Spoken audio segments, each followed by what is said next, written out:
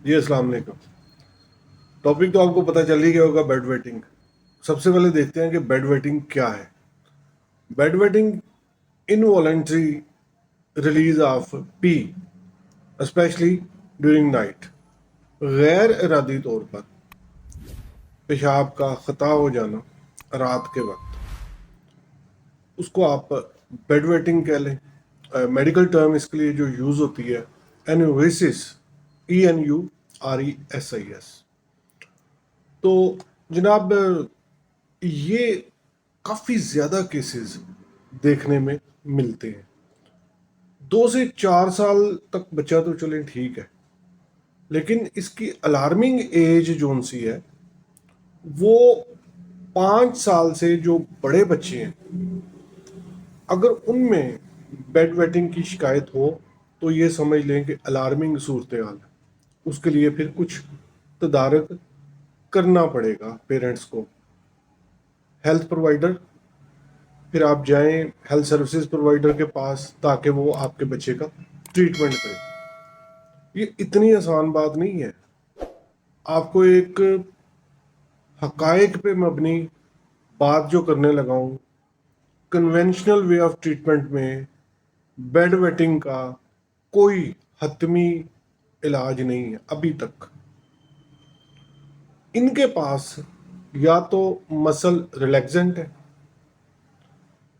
या एक दो दूसरी टैबलेट है जो कि ब्लैडर को फिल होने से पहले ही एक ट्रांजैक्शन चलती है ब्रेन की तरफ और पी खारिज हो जाता है। इसके अलावा इनके पास कुछ नहीं है। तो फिर इसका ट्रीटमेंट क्या होगा, ये इंशाल्लाह मैं इसी वीडियो में बताऊंगा आपको। अलार्मिंग एज हमने देख ली, बेड वेटिंग क्या है इसको डिफाइन कर लिया। इसके लिए कुछ एहतियाती तदाबीर हैं, वो भी काफ़ी ज़्यादा कारगर साबित हुई हैं और क्लिनिकल प्रैक्टिस के दौरान मैं पेरेंट्स को ये एडवाइस करता हूँ, वही यहाँ पे बताने लगा हूँ। फर्स्ट ऑफ ऑल, अगर बच्चा 5 साल से बड़ा हो गया है और बेड वेटिंग का शिकार है तो आपको अपने डॉक्टर की तरफ रुजू करना चाहिए। और घर में आप क्या करना है, आप ये करें कि शाम, मतलब शाम कहते हैं असर और मगरिब का जो उनसा दरमियानी वक्फा है उसको शाम कहते हैं। शाम के बाद लिक्विड इनटेक पे गहरी नज़र रखें। बच्चों को ये तरबियत दें कि बेटा जब भी आप प्रेशर फील करें उसको खुद टॉयलेट तक लेके जाएं, उसकी रहनुमाई करें और इसमें बिल्कुल मत झिझकें। और बच्चे को भी एडवाइस करें कि वो कोई शर्म फील ना करे अगर 2 घंटे बाद, 3 घंटे बाद, ड्यूरिंग डे अगर वो प्रेशर फील करता है तो उसका हौसला बढ़ाएं। दूसरी बात, टॉयलेट और बच्चे के सोने की जगह, इसका रास्ता बिल्कुल साफ होना चाहिए। नाइट बल्ब जलता होना चाहिए ताकि बच्चा अगर उठे तो सीधा टॉयलेट में जाके यूरिन पास कर ले। और इसके लिए अगर आप यूट्यूब सर्च करें तो आपको ब्लैडर के लिए कुछ एक्सरसाइज भी मिल जाएगी, वो भी आप उस पर भी थोड़ा सा तवज्जो करें। खुराक मैंने आपको बोला कि लिक्विड इनटेक है शाम के बाद, उस पर ज़रा नज़र रखें। और सोने से पहले बच्चे से ये कहें कि बेटा पानी जो सा है वो थोड़ा कम पिए, या जूसेस हैं या शेक्स हैं जो भी, उसकी हैबिट्स चेंज करें, लाइफ पैटर्न वो चेंज करें। दूध पीना तो सोते वक्त तो वैसे भी नहीं देना चाहिए। सोने से कम 1-2 घंटे पहले उसको दूध दें। सोते वक्त दूध सेहत के लिए नुकसानदेह है। इस पे कभी बाद में बात करेंगे। अच्छा जी, हाउस रेमेडीज भी हैं कुछ इसमें। हाउस रेमेडीज में सबसे पहली जो चीज़ मैं एडवाइस करता हूँ वो ड्राई फ्रूट्स है। बच्चे को ड्राई फ्रूट्स दें।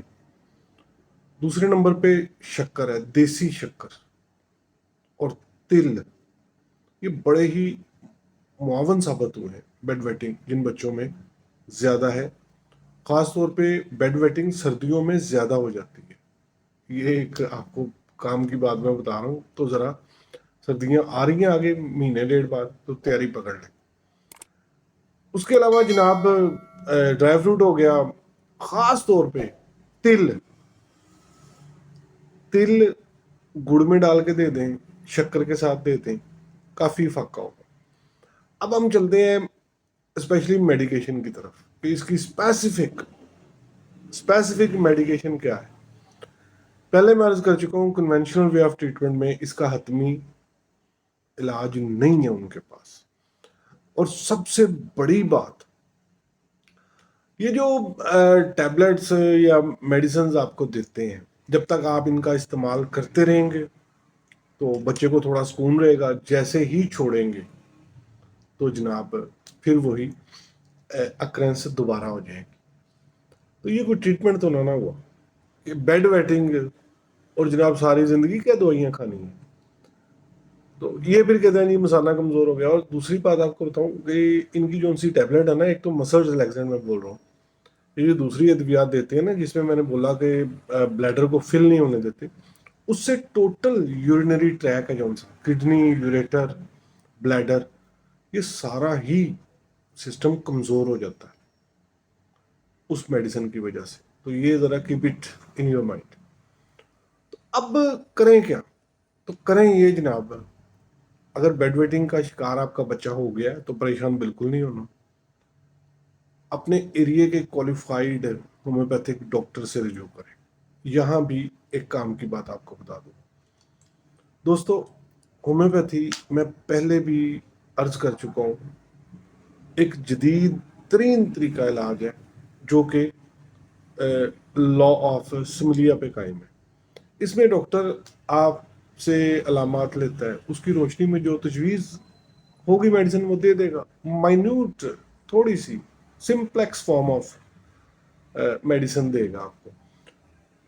کام کی بات یہ بتا رہا ہوں، جو ڈاکٹر آپ کو شاپنگ بیگ بھر کے دے، سیرپ، کیپسولز، بلسٹر پیک ادویات، اس کے کلینک میں ذلیل کریں. میں یہ بڑے ہیش ورڈنگ یوز کر رہا ہوں. ان چیزوں کا ہومیوپیتھی سے قطن دور کا بھی واسطہ نہیں ہے. یہ لوگ ہومیوپیتھی کے نام پہ فراڈ کر رہے ہیں. کوئی سیرپ نہیں، کوئی کیپسول نہیں، کوئی بلسٹر پیک میڈیسن نہیں. نہ، یہ ہومیوپیتھی نہیں ہے. Homeopathy is highly sophisticated system of medicine.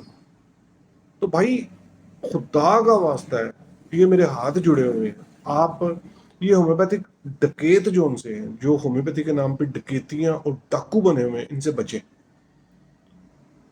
Homeopathy بہت بڑی اللہ کی نعمت ہے. سادہ سا طریقہ علاج ہے، نیچرل وے آف ٹریٹمنٹ ہے، مکمل سائنٹیفک بیسڈ تھراپیوٹک ہے. تو فرسٹ آف آل آپ اگر سرچ کریں گے تو ہومیوپیتھک ڈاکٹر آسانی سے مل جائے گا آپ کو. اس کے پاس جائیں. اس کی بیسکلی 8 سے 10 ادویات ہیں. جس میڈیسن میں آپ کا بچہ جائے گا اکارڈنگ ٹو کانسٹیٹیوشن وہ دیکھے گا، اس کی ہیبٹس، اگر خدا نہ خواستہ کوئی انجری تو نہیں ہے پریویس ہسٹری میں، وہ چیک کرے گا. اسپائنل ویکنس تو نہیں ہے. اچھا مزے کی بات آپ کو بتا دوں کہ اس کی سب سے بڑی جو ان سی کاز ہے نا، وہ نروس ویکنس ہے. تو اس کے لیے 8-10 ادویات ہیں، دینی اس نے ایک ہی ہے. تو یہاں پہ میں آپ کو کہہ دوں پلسا دے دیں، کوسٹیکم دے دیں، اس کے علاوہ کلی فاسفوریکم ہے، اور بے شمار ایکویزیٹم ہے، ادویات ہیں. تو فضول آپ کا ٹائم ضائع کروں گا میں. پہلی فرصت میں اگر بیڈ ویٹنگ کا شکار آپ کا بچہ ہے تو ڈاکٹر سے رجوع کریں، ہومیوپیتھک ڈاکٹر. اور آپ کو اگلی کام کی بات بتانے لگے دوستو، بیڈ ویٹنگ میں اگر 1 ویک میں ہومیوپیتھک ڈاکٹر آپ کے بچے کو شفا یاب نہیں کرتا تو سمجھ لیں کہ وہ ڈاکٹر فارغ ہے. بالکل وہ معالج کے لانے کا حقدار نہیں ہے. ہومیوپیتھی لیٹ ایکٹنگ تھراپیوٹک نہیں ہے. بیڈ ویٹنگ میں 3 سے 4 دن میں بچہ آپ کلیئر ہونا چاہیے. زیادہ سے زیادہ وہ 1 ہفتے کی میڈیسن آپ کے بچے کو فرق پڑا، اگلے ہفتے وہ ریپیٹ کر دے گا، اٹس اوور. یہ جو لمبا ڈال دیتے ہیں نا پھٹے کے اوپر، ہاں کچھ کیسز ہیں جو چلتے ہیں، جیسے ایستھما ہے، بلڈ پریشر ہے، ڈائبٹیز ہے، یہ تھوڑا سا ٹریٹمنٹ کرنا پڑتا ہے، یا چائلڈہڈ سے ریلیٹڈ جو سی ڈیزیزز ہیں، آٹو امیون ڈیزیزز ہیں وہاں پہ، یا ڈیجنریشن باڈی میں سٹارٹ ہو چکی ہو وہاں پہ تھوڑا ٹائم لے گی. لیکن یہ چھوٹے چھوٹے کیسز میں اگر ایک ہفتے میں آپ کے بچے کو یا کسی بھی مریض کو کسی بھی معاملے میں فرق نہیں پڑا، سمجھ لیں فارغ ہے ڈاکٹر. دوستو یہ آج کی ویڈیو تھی.